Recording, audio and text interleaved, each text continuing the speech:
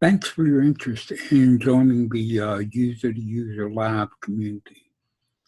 It isn't simply a question of clicking the Ask to Join button.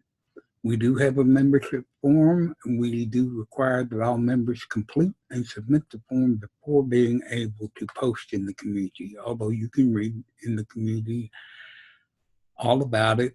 The About section has several useful links to it. Other things that community members get as perks, such as being mentioned in the daily summary of online event for members of the community, the video vault, where any videos uploaded to YouTube are recorded daily, so you can see what another member may have uploaded while you were out of town. I do subscribe to every member's YouTube channel so that I am aware and get notifications of any new videos that they may update. So those are two perks right away, but if you're holding online events, you can take advantage of.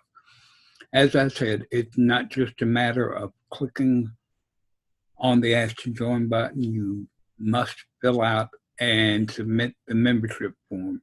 The link to the membership form is in the details below this video. Again, thanks for your interest.